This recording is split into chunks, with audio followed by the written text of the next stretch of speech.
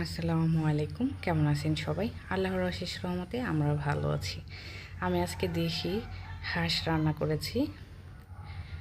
এটা এবছরের হাঁস ছিল, পুরাতন না। দেখেন মাশাআল্লাহ কতটা সুন্দর হয়েছে কালার।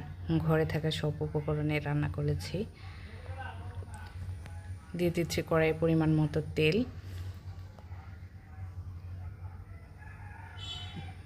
পেঁয়াজ কুচি। হাঁসের যদি চামড়াটা ফেলে দেওয়া হয় তাহলে কিন্তু হাঁস খেতে ভালো লাগে না।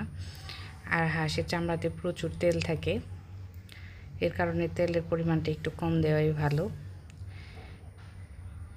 কাঁচামরিচ শেষ, এরকম লাল লাল পাকা মরিচ ছিল, আমি সেটাই দিয়ে দিচ্ছি 2টা তেজপাতা, দারচিনি, এলাচ আর হচ্ছে একটা কালো এলাচ। এখন মশলার সাথে পেঁয়াজগুলো একটু লাল লাল করে ভেজে নিব, তাহলে অনেক সুন্দর একটা ফ্লেভার বের হবে এই মশলা থেকে। পেঁয়াজটা পেরেস্তার মতো করে ভাজবো। এখন এর মধ্যে দিয়ে দিব আদা বাটা। আদা বাটা তেলে দিলে ভালো একটা সুন্দর ফ্লেভার চলে আসে। দিয়ে দিচ্ছে রসুন বাটা।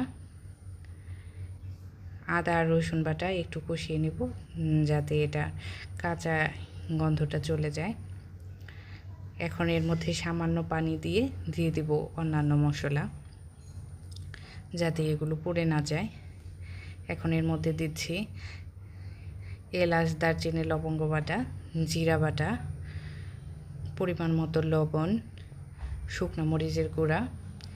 যেহেতু মাংসের পরিমাণ কম তাই মরিচের পরিমাণও কম দিচ্ছি, 2 চামচ। এখন এর মধ্যে দিয়ে দেব হলুদের গুঁড়া। এই হলুদগুলো এত বেশি কালার হয়, একটু বেশি দিলে একেবারে তরকারি লাল টকটকে হয়ে যায়। সামান্য ধনিয়া সজের গুঁড়া। এখন মশলাটাকে পারফেক্টভাবে কষিয়ে নেব যতক্ষণ এর উপরে তেল চলে আসে। মাশাআল্লাহ দেখেন কালারটা কতটা সুন্দর হয়েছে, উপরে তেল চলে আসছে। আমার মশলাটা কষানো শেষ।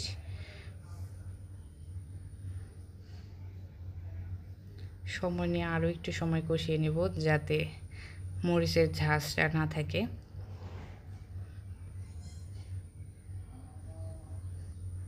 এখন এর মধ্যে দিয়ে দিচ্ছে হাঁসের মাংস।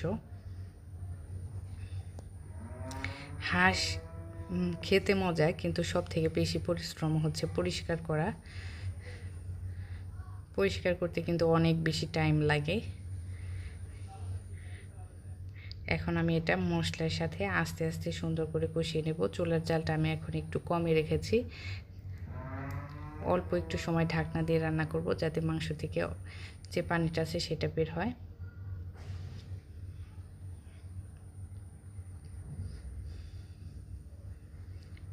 যেহেতু নিচে লেগে যাচ্ছে কড়াইয়ের সাথে, এর কারণে সামান্য একটু পানি দেব মাংসটা কষানোর জন্য।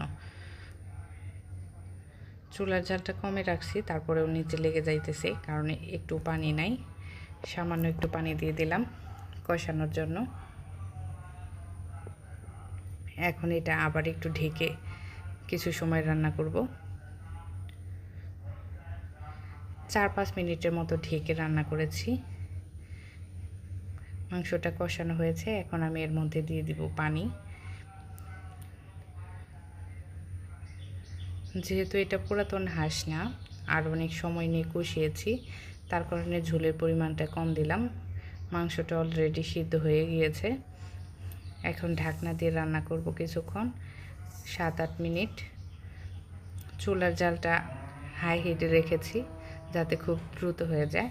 এ পর্যায়ে আমি একটু ঢাকনা খুলে টেস্ট করে দেখব লবণ ঠিক আছে কিনা। আলহামদুলিল্লাহ সব কিছুই ঠিকঠাক আছে। আর রান্নাটাও প্রায় শেষের দিকে। এখন এটা আস্তে আস্তে কালার চলে আসবে। চুলায় অল্প একটু সময় রেখে দিলে মাশাআল্লাহ দেখেন কতটা সুন্দর কালার হয়েছে। এটা চালের রুটি বলেন, গরম ভাত বলেন, আর চিতই পিঠা বলেন, সব কিছুর সাথে খেতে কিন্তু খুবই দুর্দান্ত লাগবে। আমাদের ভিডিওগুলো দেখার জন্য আপনাদেরকে অসংখ্য ধন্যবাদ।